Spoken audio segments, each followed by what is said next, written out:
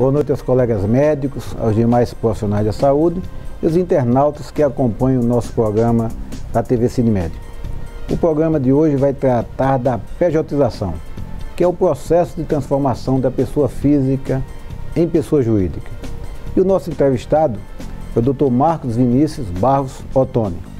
Dr. Marcos é bacharel em Relações Internacionais pela Universidade de Brasília, bacharel em Direito pelo Centro Universitário de Brasília, CEUB, curador especial do Supremo Tribunal Federal e do Superior Tribunal de Justiça para sentenças estrangeiras, pós-graduado em Direito Econômico e das Empresas pela Fundação Getúlio Vargas, pós-graduado em Direito Tributário e Finanças Públicas pelo Instituto Brasiliense de Direito Público, IDP, ex-conselheiro da primeira Câmara do primeiro Conselho de Contribuintes do Ministério da Fazenda, em 2007, ex-conselheiro da primeira sessão do Conselho Administrativo de Recursos Fiscais no período de 2013 e 2015, sócio fundador do escritório de advocacia Caldeira, Lobo e Ottoni Advogados Associados.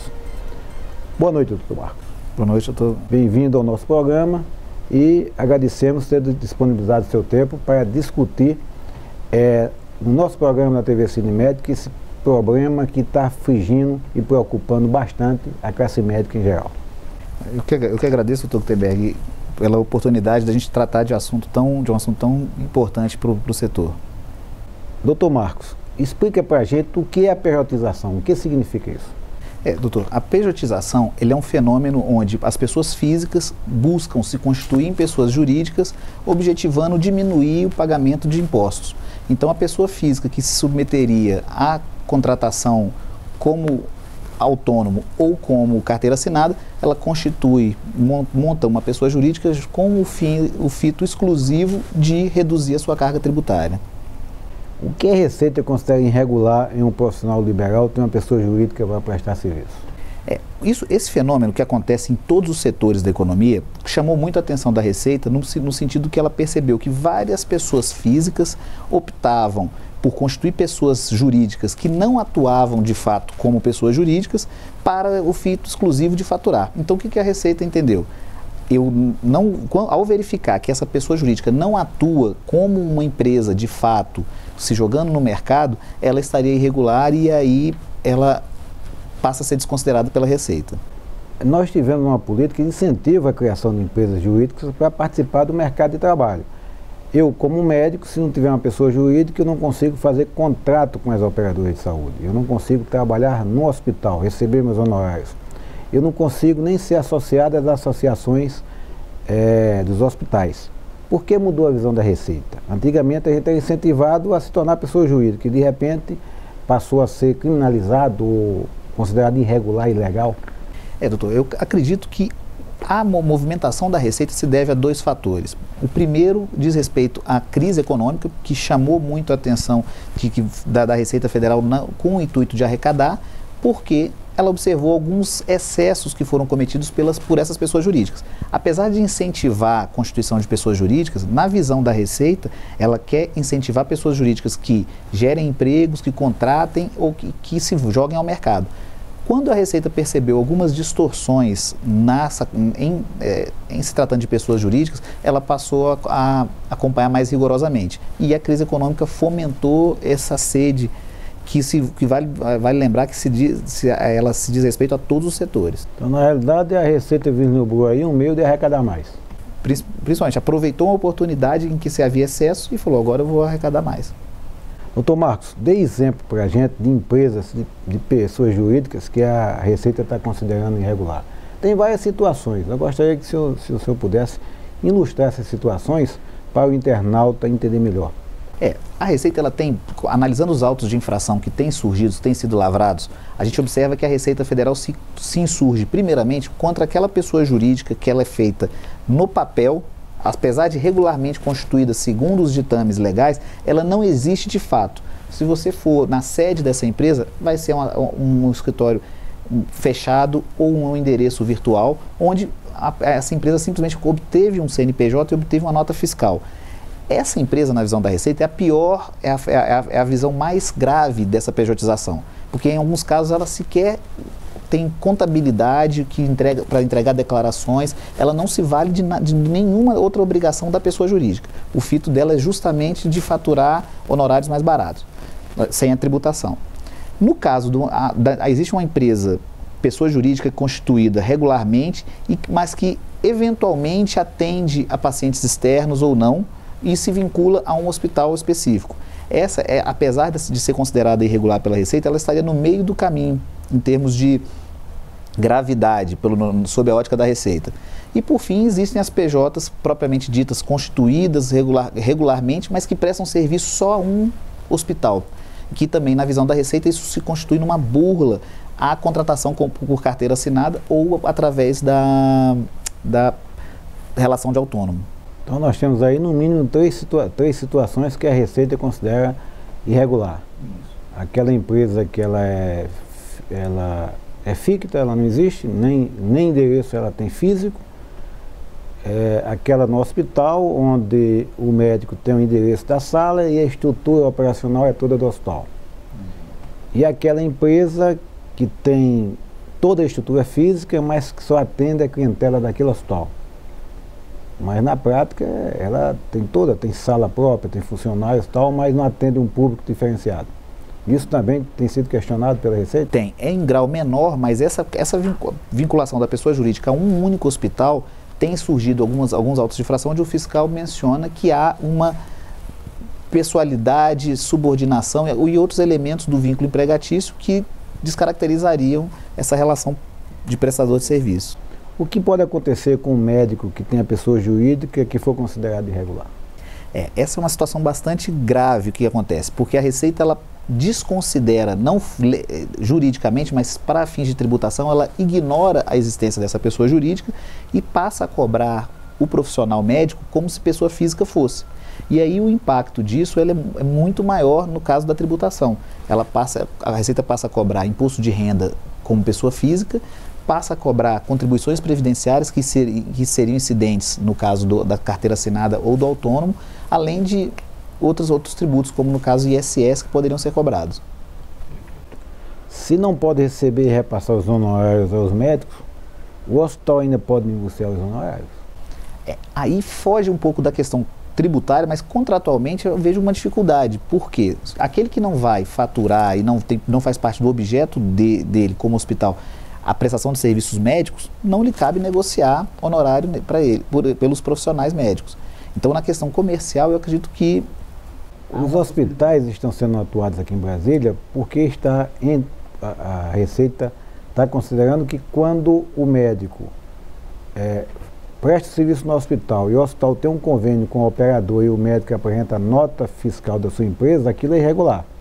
Aquela pessoa jurídica, aquela nota fiscal, na realidade, seria de uma pessoa física.